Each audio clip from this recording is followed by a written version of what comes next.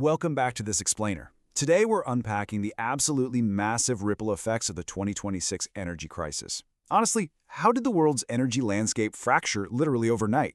Well, right now, the global economy is being completely rewritten by this wild convergence of kinetic conflict, maritime blockades, and some seriously deep supply chain vulnerabilities that, let's be real, most folks didn't even know existed.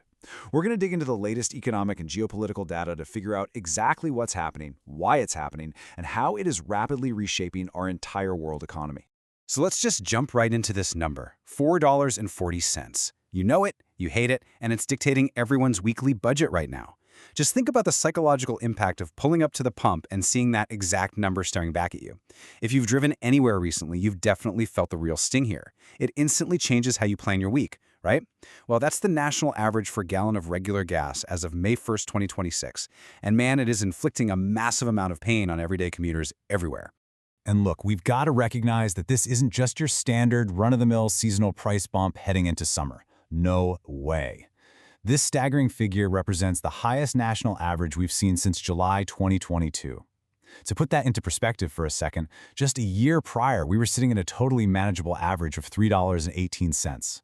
Since late February alone, retail fuel costs have spiked more than 40%. That is in just over 2 months. We went from relative stability to an absolute shock in the blink of an eye. So the big question, the crucial point we absolutely need to uncover is, how exactly did we get here so fast? What triggered this? A sudden, violent price jump of this magnitude doesn't just happen in a vacuum. It doesn't happen just because a few extra people decided to take a road trip. No, it is deeply, inextricably connected to a sudden and severe international conflict that has completely upended the global supply chain. Here's the roadmap for our explainer today. We'll start with the $4.40 gas peak, then move into the conflict in the Gulf, the resulting global supply squeeze, the agriculture double shock, and finally, the consumer contagion. Kicking things off with Part 1, the $4.40 gas peak, or really, the symptom at your local station. Now, it's not just everyday consumers who are feeling the squeeze right now. Independent retailers, they are hurting too, big time. They're currently facing this unprecedented 30-cent margin compression. Normally, a gas station's retail gross margin hovers around 40 cents a gallon, which gives them enough breathing room to keep the lights on. But the wholesale cost of crude oil has shot up so incredibly fast that station owners physically cannot hike their pump prices fast enough to cover costs without completely driving away all their customers. If this dynamic keeps up, we're literally going to see local, family-owned stations facing insolvency and just shutting their doors for good. And hey, depending on where you live, that $4.40 national average might actually look like a total bargain. California was the very first state to cross the painful $6 threshold, hitting $6.06 in early May. Why? Well, they're heavily impacted by this isolated market structure and strict requirements for specialized boutique fuel blends. If you don't know, boutique blends are these specialized, environmentally friendly fuel mixes that the state mandates. The catch is, very few refineries are actually equipped to make them. So when processing capacity drops due to recent closures, like the Valero facility in Benicia, California can't just easily pipe in standard gasoline from Texas. The supply just gets choked off immediately. And when you compare state by state, the vast regional disparities across the country right now are just wild. Structural vulnerabilities hit states like California, Hawaii, and Washington so much harder simply because they're geographically and logistically isolated from the massive Gulf Coast refining hubs that supply places like Oklahoma or Texas. But let's be clear, nobody is totally immune. Even over in the Midwest, states like Ohio and Michigan have seen prices jump 20%. The entire broader national supply chain is disrupted, and it's pushing the baseline cost higher for absolutely everyone. Which brings us to Part 2, conflict in the Gulf, the massive geopolitical catalyst behind all of this. To truly understand those local prices, we have to look at the massive geopolitical rock that got thrown into the global pond. The escalation happened incredibly fast. Following rising tensions, late February saw the start of Operation Economic Fury, involving U.S. and Israeli kinetic strikes aimed directly at Iranian military and nuclear infrastructure. By early March, things evolved into a full-on maritime blockade, effectively closing the Strait of Hormuz. Now, why blockade the strait? Well, it's a classic asymmetric warfare tactic. If you can't match kinetic strikes directly, blockading a vital trade route is the best way to inflict maximum economic pain on the entire global community. And in late April, this diplomatic deadlock really solidified when President Trump rejected Iranian diplomatic proposals, stating the blockade would continue until Iran abandoned its nuclear ambitions. Now here is the absolutely crucial point. The Strait of Hormuz accounts for a massive 20% of the world's petroleum supply. Roughly 20.5 million barrels of oil and petroleum products are supposed to travel through this tiny 2-mile-wide choke point every single day.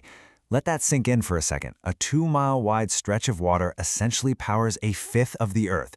Its closure has triggered what the International Energy Agency is calling literally the largest supply disruption in the history of the global oil market. So let's look at what that actually means in Part 3, the global supply squeeze, as the world completely scrambles for barrels. We are witnessing an acute, totally fascinating market disconnect happening right now. On one hand, you have paper futures, the contracts traded by folks at desks, and those are reacting to interest rates and long-term demand fears, which keeps paper prices somewhat grounded. But over in the physical market, the actual businesses that need liquid oil today, it is absolute panic. Refiners in Europe and Asia, suddenly totally cut off from Middle Eastern cargoes, are paying massive, desperate premiums, up to $150 a barrel, just to get immediate, physical, spot deliveries of crude so their refineries don't have to shut down.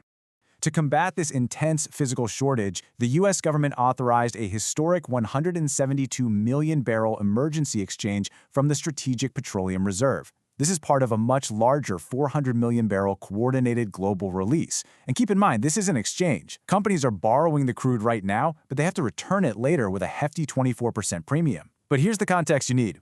While 172 million barrels sounds absolutely colossal, right? It's enough to fill countless swimming pools. But the world consumes over 100 million barrels of oil every single day. So this release is a critical band-aid to stabilize the market today, but it is for sure not a long-term cure.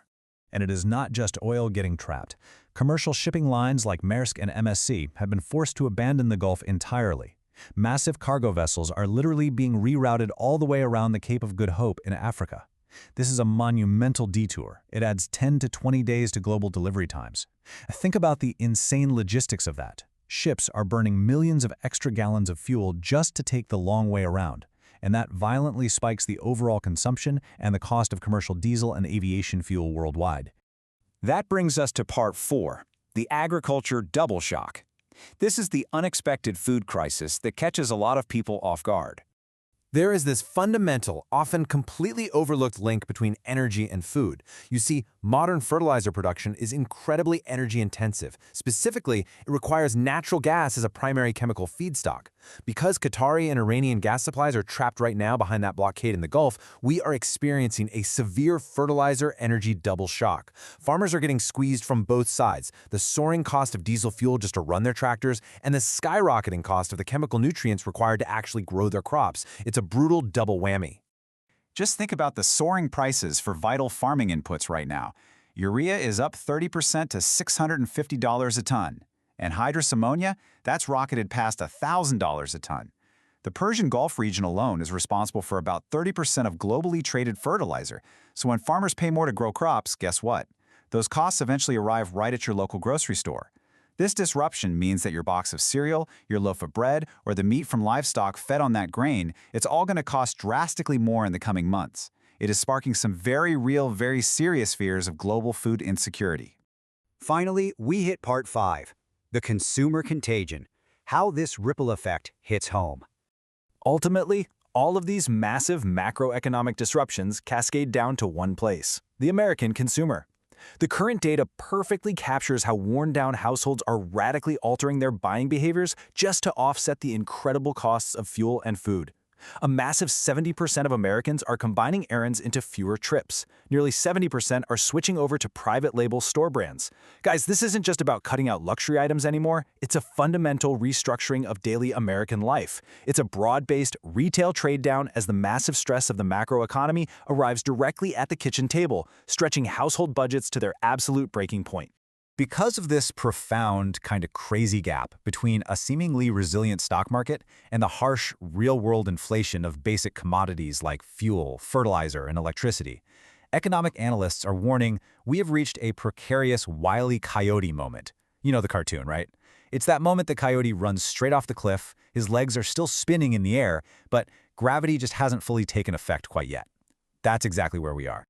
Which leaves us with this final, really provocative thought. As the global energy order actively shifts away from Middle Eastern dependency and more toward the Americas, can our modern economy actually adapt to a reality where the Strait of Hormuz just remains closed? The decisions being made in these coming months are going to test the absolute limits of our global infrastructure. Thanks so much for joining me for this explainer. Keep questioning how the macro affects the micro in our deeply interconnected world, and I'll catch you next time.